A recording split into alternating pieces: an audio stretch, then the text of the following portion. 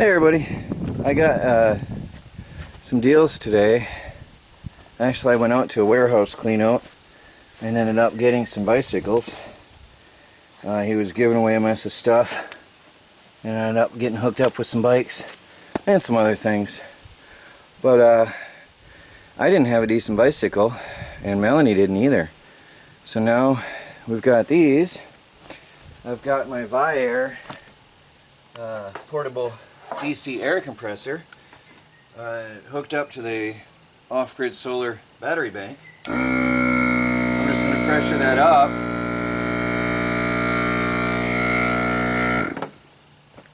Doesn't take much. Find a tube here.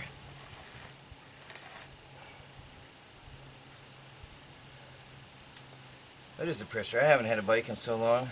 40 to 60.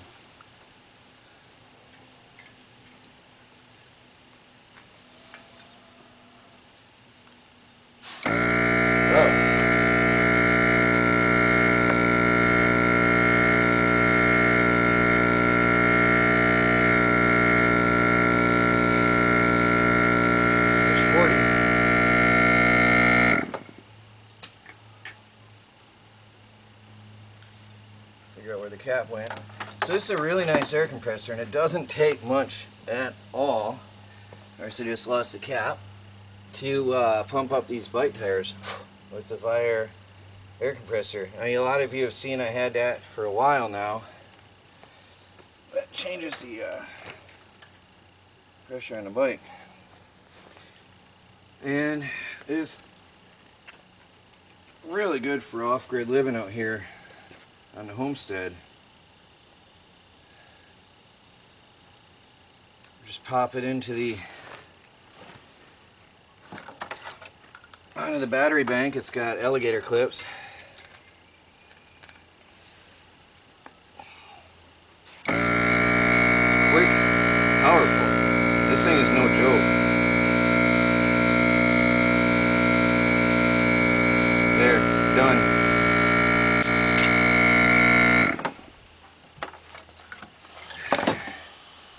So I'll pump up the other one and Melanie and I can go do some riding. There's knobs are still in the tires, and on the girl's bike the protective foil is still on the pedals. So these were purchased and never worn, never used. The paint isn't even worn off the rim from the brakes. Definitely needs some chain oil. The sprockets aren't even worn. The paint isn't even worn off the sprockets yet. I mean, these bikes really were probably only ridden a couple miles max. So we're hooked up. I'm going to teach Melanie how to ride a bike. She's never ridden before. And we'll have some nice fun. So there's their new bikes, his and hers. They've been in a warehouse for years, so they're dirty and they're a little scuffed up, but still got the knobs on the tires. So they weren't worn much, and the sprockets aren't even worn. So obviously I've got to lube everything up. But they're new. I mean, they were never worn, never used. As I said, even the brakes haven't even worn into the rims. And in the girl's bike, they were probably bought at the same time, and then just parked in that warehouse forever. The sprockets have no wear. The plastic protective sheet is still on the pedal, so they didn't even take it off.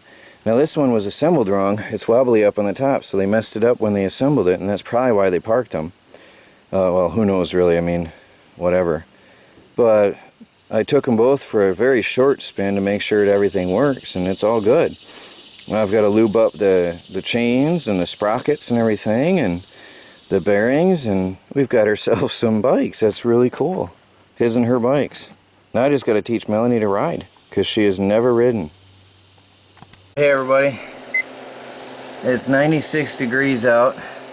I don't know why it's going, oh, because I touched it. 96 degrees out, 80 in. We've been cutting trees. I'm going to show you that in a while. But I'm dizzy and lightheaded. The chainsaw adds to the heat on your body. And my chainsaw overheated. It literally was smoking. So I'm in rehydrating, having a Gatorade, and sitting in front of a fan.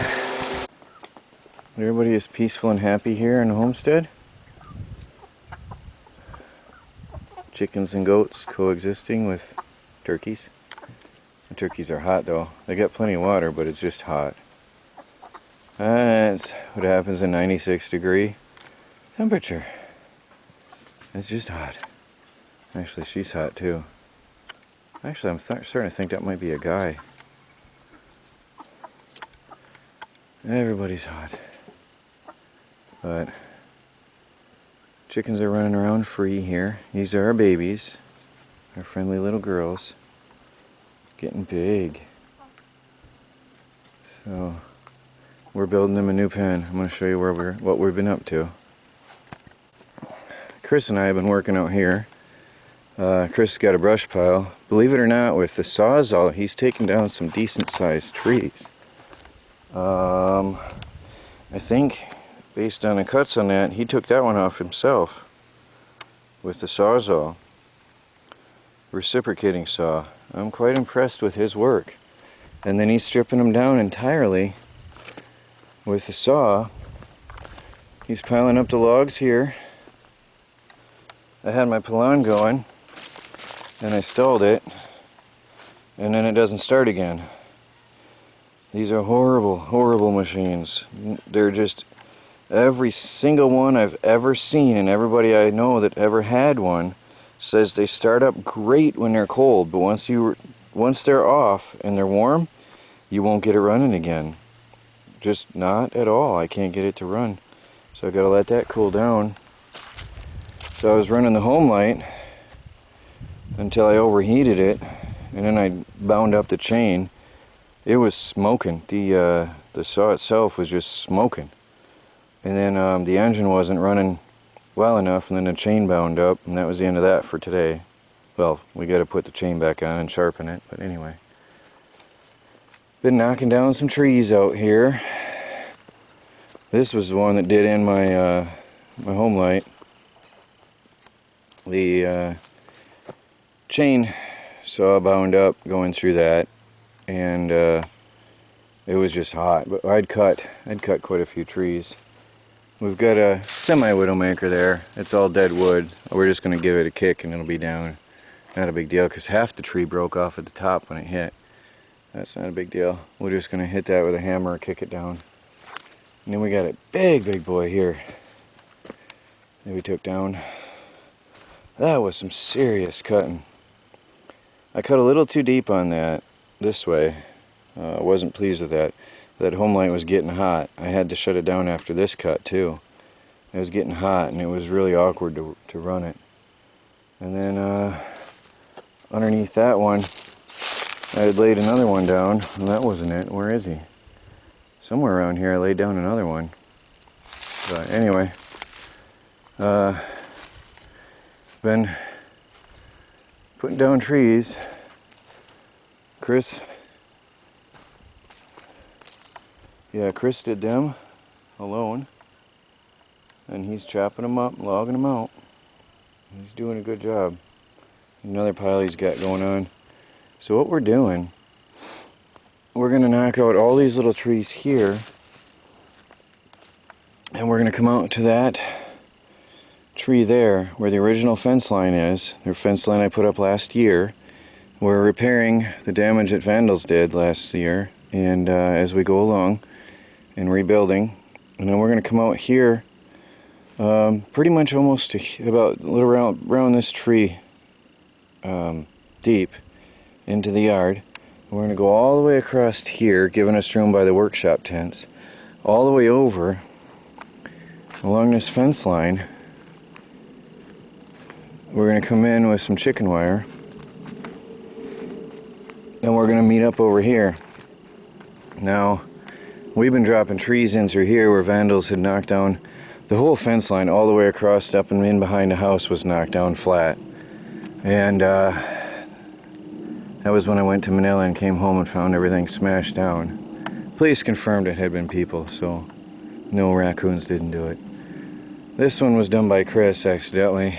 You can see right where a tree fell on it clearly, very clearly. landed on it. So he was knocking down some trees and it fell right on there. So we'll patch that up. But we're gonna come to here and have a chicken coop all the way out to there. And then out this deep, a whole chicken run. And then we'll have a bunch of chicken coops in here. We'll take all our extra chicken coops and bring them out here. And then our birds can run free in this huge area. For them it's going to be quite large. And then we'll add on to it as we can. As we extend out this way, we'll keep adding on to it. And they'll have blueberries and trees and weeds and leaves and all kinds of junk. We're going to leave some brush in here, and we're going to leave some branches and trees in here downed for them to use as shelter and scratch around and in. So we're going to have a nice chicken coop here. And then eventually, as I had originally planned, I want to rebuild the entire fence line as finances allow, because what I'm going to have to do is then put up barbed wire and electric fence wire. Now you guys may remember I did get all the materials for the electric fence last year from the booster campaign from selling t-shirts. I have it yet, but when I came back from Manila, all my fence was smashed down. So we're still rebuilding. And when we get the main fence rebuilt, we'll do the electric fence and barbed wire. We can alternate barbed wire with electric fence wire, and then we just have to put up warning signs for legality issues. And then raccoons can't read though, so that won't be a problem for them. And then the chickens will free range around the entire perimeter of the meadow eventually. Well, I'm going to go back in and cool off a bit. Well, our work got interrupted by a massive thunderstorm.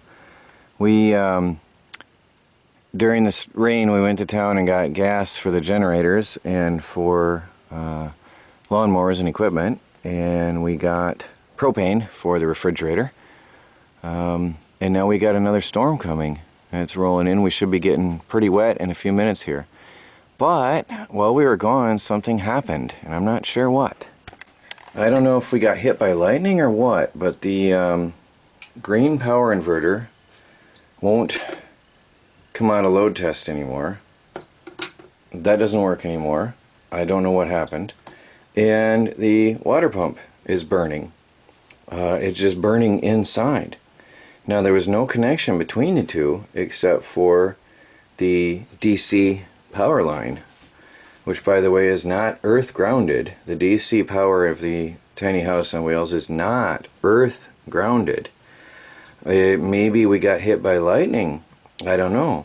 But I'm taking this apart. I just took off the water lines because this was hot and it was actually burning inside. So we have no water supply to the tiny house on wheels right now.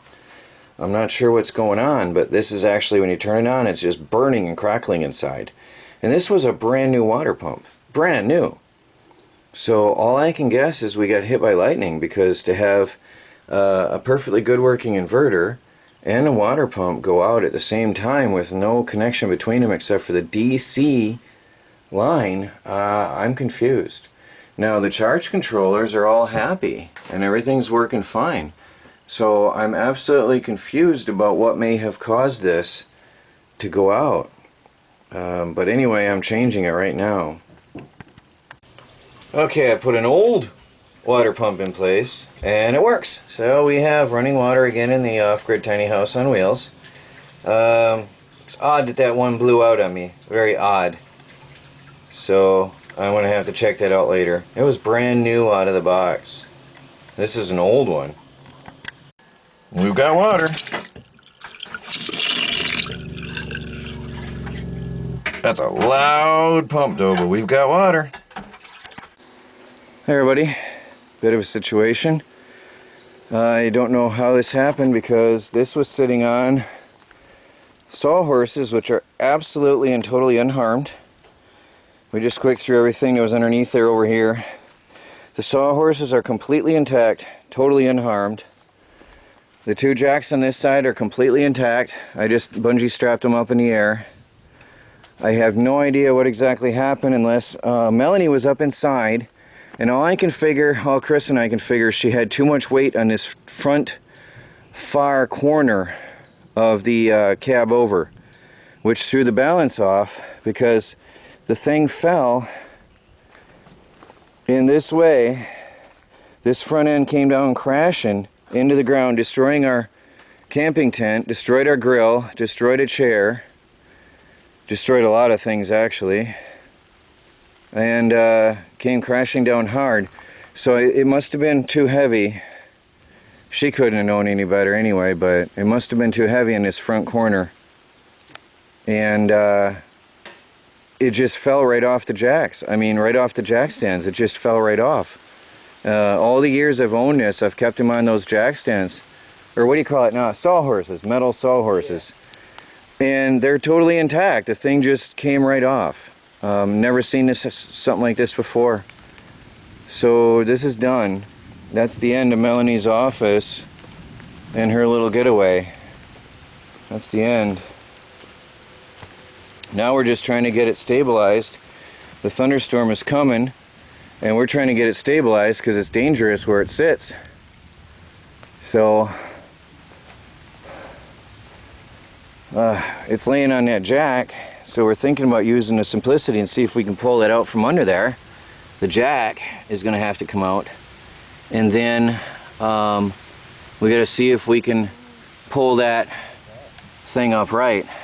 But the rain's coming and there's lightning, so I think that's it for a little while now. Well, it's finally over. We weren't able to do anything outside. It was bad lightning storms. It was cracking overhead, so at one point I ran out and shut off all and disconnected all power and everything to the house because we already lost one water pump today, which was only connected to the DC battery bank. And all I can figure is lightning hit either the roof or the wind turbine tower and then jumped through that into the shed. It was not the solar panels. It didn't come through the charge controller. It came through something else and jumped into the battery bank and then fried the inverter and the water pump. So I took an old, I think I showed you that. I took an old water pump, the one from the old camper, by the way. Probably can't see in there now, but I put the water pump in there. All the charge controllers are happy and good, so it didn't go through the solar panels. It came in through the, must have come in through the battery bank. Blew out the water pump and the inverter. The Ames inverter is still working, so fortunately it didn't go into that, but the big DC, the big inverter that I've had for over 4 years now, good old faithful, is not working. I am going to try to disconnect it though and see if letting it rest for a while might reset it, because we still do want to use that for high-powered devices and applications inside the tiny house. Speaking of which, we want to take and run, if it works, we were going to run a separate line, AC line, into the tiny house kitchen just for that inverter and just for running appliances, higher powered things in the kitchen. Just one line, one outlet from that inverter, if it still works. So that's it. The rain has, like I said, just stopped. So finally it's 8 o'clock or 8:30 at night, and we can finally come out again. Chris is working with the reciprocating saw, dropping smaller trees. My chainsaws weren't working today because it was too hot. They were literally overheating, and I didn't want to seize them up. So anyway, we stabilized the truck camper, and Melanie was in it at the time. I don't know if I said that earlier. I was a little bit in shock myself. Melanie was in the truck camper at the time, and what happened is the camper was designed to have a low center of gravity, and all your weight is supposed to be down inside in the middle and in the drawers and cabinets and stuff. Well, she didn't know that, and I wasn't paying attention. I let her take this over, and all the weight ended up in the front, and obviously it was just too top heavy. And when she jumped in there to go to close this window right here in the rain, it just was too much, and it tipped it right over. It's literally just tipped right off the platform. It went nose over, and although it wrecked our barbecue grill and a wheelbarrow and the tent and a chair and a bunch of other things and put a hole in the boat, I do believe that saved Melanie from harm, because all that stuff cushioned the blow and caused the camper to stop on its nose and not tip over. It is so close to being on its side, and if it had been on its side, all the stuff she had up in the nose would have been on her. So we do believe that the stuff that was under it, that was crushed by it, saved her. And she's unharmed. No bruising, no nothing. Just scared. So now I've talked to a friend. I've got a trailer that I got from a friend of mine that we were going to get roadworthy again. But now we're thinking about trying to get this back on its bottom. See, the only thing holding it up right now is one jack that's jammed underneath. I don't know if you can see it. We're going to try to use the engine hoist, and by a pull ring over here, we're going to try to lift up a little, try to undo a bolt on the jack and try to get it out. And then we're going to try to ease this thing onto its bottom, and then using the two good jacks on one side and refashioning the jack on the other side, which is unharmed yet, by the way, we'll be able to get the trailer under this, and then we can get it out from in front of the tiny house like we wanted to anyway, and it'll stay on the trailer permanently. But that's it for today. All of our stuff is over here now. All of our barbecue and stuff is over here. But anyway, Melanie is fine, and that's the most important thing. So, exciting day. Quite an exciting day. That was, I did not have my video because I was actually just running around trying to make things happen. The TV crew would have loved it. TV crew would have had a blast out here today. But that's it, everybody. Troy from the Do-It-Yourself World and the Off-Grid Project. Out.